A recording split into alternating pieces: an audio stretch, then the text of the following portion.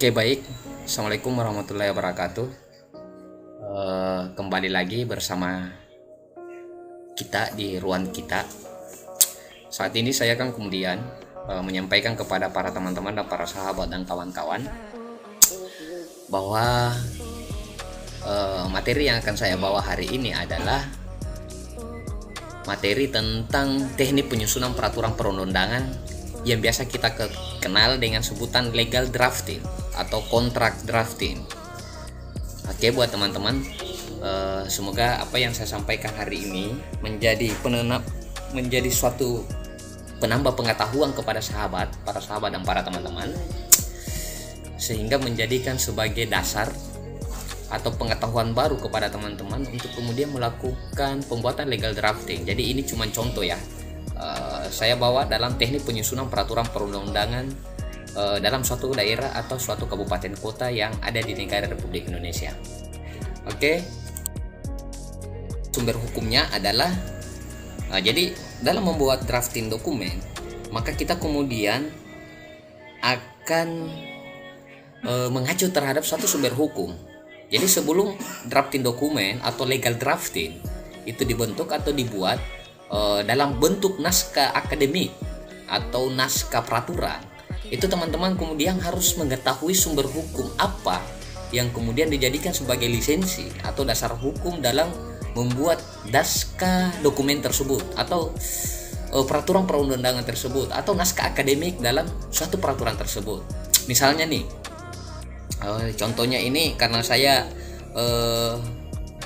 membuat peraturan perundang-undangan, maka sumber hukumnya adalah misalnya di Undang-Undang Nomor 12 Tahun 2011 tentang pembentukan peraturan perundang-undangan junto Undang-Undang Nomor 15 Tahun 2019 tentang perubahan Undang-Undang Nomor 12 Tahun 2011, Peraturan Presiden Nomor 87 Tahun 2014 tentang peraturan pelaksanaan Undang-Undang Nomor 12 Tahun 2011 tentang pembentukan peraturan perundang-undangan.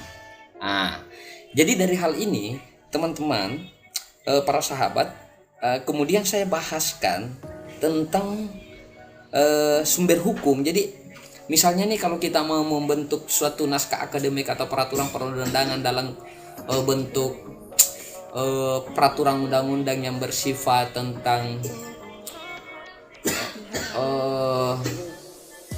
lingkungan hidup nih misalnya, atau kita melakukan peraturan perundang-undangan tentang,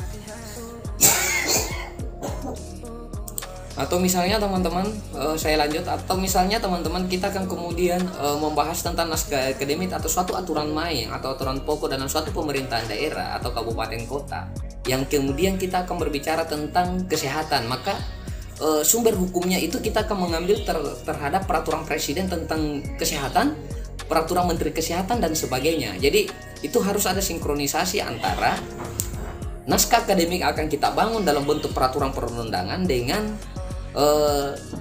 peraturan-peraturan yang telah dikeluarkan oleh kementerian terkait. Sampai di sini teman-teman mungkin sudah paham.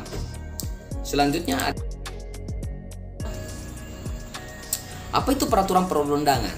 Peraturan perundang-undangan adalah peraturan tertulis yang memuat norma hukum yang mengikat secara umum dan dibentuk dan atau ditetapkan oleh lembaga negara atau pejabat yang berwenang melalui prosedur yang ditetapkan dalam peraturan perundang-undangan. Pasal 1 angka 2 Undang-Undang Nomor 12 Tahun 2011. Contohnya nih, kalau misalnya kita membentuk peraturan daerah. Peraturan daerah yang kita maksud adalah misalnya perda tentang pariwisata, misalnya perda tentang peraturan daerah tentang baru-baru ini tentang COVID-19 misalnya, peraturan daerah tentang bantuan hukum misalnya. Itu semua akan dijadikan sebagai lembar negara atau peraturan yang kemudian diketahui atau ditandatangani langsung oleh pihak yang berwenang. Jadi kalau peraturan daerah atau peraturan bupati itu kemudian akan ditandatangani oleh bupati. Kalau peraturan gubernur itu oleh gubernur, peraturan pemerintah itu presiden misalnya, peraturan menteri misalnya itu oleh kementerian. Jadi itu ada sinkronisasi daripada peraturan-peraturan yang kemudian dibentuk dalam suatu naskah akademik. Selanjutnya yang harus kita perhatikan adalah norma hukum yang tertulis. Jadi norma-normanya kita harus paham bahwa dalam pembentukan peraturan perundang-undangan ini itu masyarakat luas tahu, dan kemudian apa yang dijadikan sebagai peraturan perundang-undangan adalah sesuatu yang diinginkan oleh masyarakat atau sesuatu yang diminta oleh masyarakat atau dibutuhkan oleh masyarakat yang kita jadikan sebagai peraturan daerah atau peraturan kabupaten. Mengikat secara umum. Jadi peraturan daerah ini kemudian disosialisasikan oleh pihak yang berwenang atau pemerintah daerah, kabupaten, kota, dan presiden maupun menteri, itu yang kemudian mengikat secara umum, secara de facto dan secara de jure, secara fakta atau secara formil dan secara non formil. Oke, dibentuk atau ditetapkan oleh lembaga negara atau pejabat yang berwenang. Misalnya nih, kalau dalam bentuk organisasi itu biasanya dikatakan PO, peraturan organisasi, yang dibentuk oleh pejabat yang berwenang terhadap lembaga itu, oleh organisasi itu. Kalau lembaga negara misalnya bupati, gubernur, menteri, presiden, Kapolri, Panglima TNI. Itu seperti apa yang saya telah sampaikan tadi ya. Sehingga teman-teman bisa norma hukum yang dimaksud dalam penyusunan naskah akademik atau legal drafting ini adalah tentang sebuah larangan yang biasa kita sebut dengan istilah verbal atau digunakan kata dilarang. Oke. Jadi misalnya pasal 1, seseorang yang kemudian misalnya ya tentang peraturan daerah tentang minuman keras, maka misalnya di pasal 1 atau pasal berapakah yang kemudian yang teman-teman masukkan dalam klausul peraturan daerah atau naskah akademik tersebut itu mengandung kata dilarang. Jadi misalnya warga negara Indonesia atau masyarakat setempat dilarang melakukan perbuatan menjual, mengedarkan atau mengkonsumsi minuman alkohol, misalnya nih, ini misal ya. Yang kedua adalah perintah atau gibot dengan digunakan kata wajib dan harus. Barang siapa yang melakukan perbuatan itu maka wajib dan harus mentaati tentang peraturan daerah. Kan seperti itu ya. Selanjutnya yang ketiga adalah kebolehan atau mujen, bebas melakukan sesuatu atau testament digunakan kata dapat.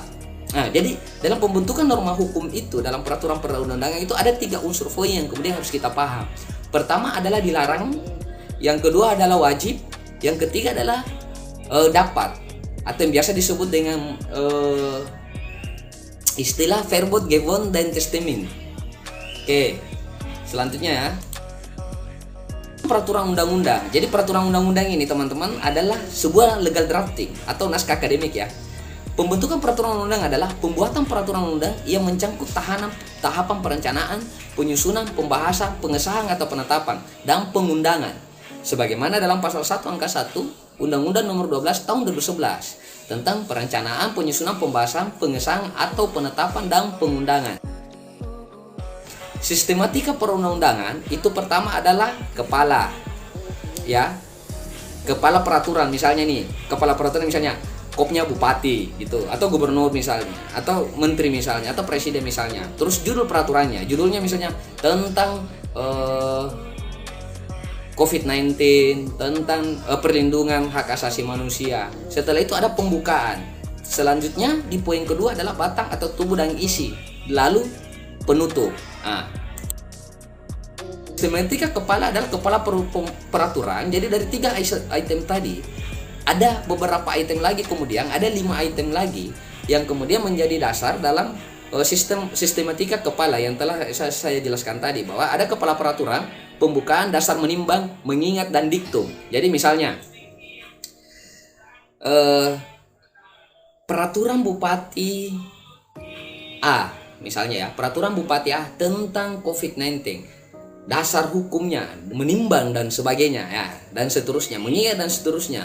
Diktumnya itu adalah penekanan terhadap aturan main atau peraturan undang-undang yang kemudian dibentuk oleh si pembuat naskah akademik. Naskah peraturan diketik dengan jenis huruf Bokman Old Style. ukuran huruf 12 di atas kertas F4 atau legal. Tapi sebenarnya sih peraturan ini dalam bentuk esensi ya, dalam bentuk esensinya itu saya rasa teman-teman itu tidak terlalu mengikat. Saya cuma memberikan contoh. Pola peraturan, kata peraturan dan prasa, misalnya Rektor Universitas Pendidikan Indonesia ditulis dengan huruf kapital secara simetris.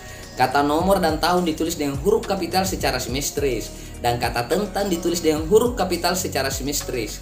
Judul peraturan ditulis dengan huruf kapital secara simetris. Jadi ini esensi ya. Ini esensinya, kuantitasnya secara formal yang saya sampaikan kepada teman-teman, tetapi ini tidak mengikat. Saya rasa bahwa teman-teman atau para kawan-kawan dapat melakukan suatu penyusunan secara opsional. Pembukaan peraturan, misalnya prasa dengan rahmat Tuhan Yang Maha Esa ditulis dengan huruf kapital. Prasa rektor misalnya diakhiri dengan tanda baca koma ditulis dengan huruf kapital secara simetris. Konsiderannya, ini yang paling terpenting teman-temannya, bahwa ada namanya konsideran. Misalnya menimbang dengan ketentuan sebagai berikut. Konsideran menimbang adalah memuat uraian singkat mengenai pokok pikiran menjadi latar belakang pembuatan suatu peraturan. Jika konsideran memuat lebih dari satu pokok pikiran, setiap pokok pikiran dirumuskan dalam rangkaian kalimat yang merupakan kesatuan pengertian. Setiap pokok pikiran ditulis secara urut dengan huruf diawali dengan kata bahwa dan diakhiri dengan kata baca titik koma. Jadi teman-teman harus perlu mengetahui bahwa dalam penyusunan konsideran dalam suatu peraturan perundang-undangan itu harus memuat kata bahwa, misalnya bahwa dengan terbentuknya peraturan undang-undang dan sebagainya, bahwa menimbang. Seperti itu ya untuk para sahabat. Dasar hukum konsideran, mengingat dasar kewenangan pembentukan peraturan perundangan dan peraturan undang-undang yang memerintahkan pembentukan peraturan perundangan atau yang biasa dikenal dengan istilah atribusi delegasi. Mengingat, konsideran mengingat dengan ketentuan sebagai berikut. Oke. Pertama, konsideran mengingat memuat dasar hukum kewenangan pembuatan peraturan. 2. Jika jumlah peraturan perundangan yang dijadikan dasar hukum lebih daripada satu, urutan pencantumannya perlu memperhatikan tata urutan peraturan perundangan, dan jika tingkatannya sama disusun secara kronologis berdasarkan saat pengundangan atau penetapan. Pencantuman undang-undang atau peraturan pemerintah dan peraturan presiden dilengkapi dengan nomor lembar negara Republik Indonesia dan tambahan lembar negara Republik Indonesia yang diletakkan di antara tanda baca huruf. Pencantuman peraturan menteri dilengkapi dengan nomor berita negara Republik Indonesia yang diletakkan di antara tanda diktum. Diktum ini menjelaskan tentang sesuatu hal yang kemudian diputuskan atau ditetapkan. Misalnya nih, kata memutuskan ditulis dengan huruf kapital, spasi secara simetris dan akhir dengan tanda baca titik 2. Kata menetapkan ditulis dengan huruf kapital pada awal kata, dicantumkan sesudah kata memutuskan. Setelah kata menetapkan dicantumkan nama peraturan yang ditetapkan, ditulis dengan huruf kapital dan diakhiri tanda baca titik. Jadi ini secara esensinya, tetapi ini opsional. Teman-teman bisa kemudian melakukan pembuatan, tetapi tetap mempertimbangkan tentang dasar-dasar lisensi peraturan perundang-undangan dalam pembentukan naskah akademik. Ketika batang tubuh, jadi ada namanya BAB atau kapital. Setelah itu mencangkup suatu bagian, bagian ke-1, ke-2 dan seterusnya. Setelah itu masuk di paragraf 1, 2, 3 dan seterusnya. Misalnya ya, bab 1, pasal 1, bagian 1, misalnya poin 1, 2 dan seterusnya. Paragraf 1, 2 dan 3 dan seterusnya. Seperti penutupan peraturan terdiri atas tempat dan tanggal penetapan peraturan ditulis sebelah kanan di bawah baris akhir isi peraturan. Prasa rektor misalnya ya, ini contoh ya, prasa rektor Universitas Pendidikan Indonesia ditulis dengan huruf kapital sejajar dengan kata ditetapkan dan diakhiri dengan tanda baca koma. Cap jabatan atau cap dinas dibubuhkan dengan menyentuh bagian sisi kiri tanda tangan. Nama lengkap rektor menandatangani peraturan ditulis dengan huruf kapital dan sejajar dengan nama jabatan tanpa mencantumkan gelar. Jadi ini opsional buat teman-teman. Buat teman-teman bahwa untuk legal drafting tentang pembuatan peraturan undangan apa yang telah saya sampaikan tadi itu adalah bahagian daripada apa yang kita pahami hari ini, sehingga ini akan memberikan pengetahuan baru kepada teman-teman, sehingga teman-teman dapat membuat naskah akademik dalam bentuk peraturan perundang-undangan sebagaimana apa yang telah saya sampaikan tadi, dan bisa mengembangkan apa yang telah saya sampaikan pada pembahasan tadi. Saya rasa seperti itu. Saya akhiri buat teman-teman. Salam keadilan, salam ruang kita. Salam Official Mobile. Assalamualaikum warahmatullahi wabarakatuh.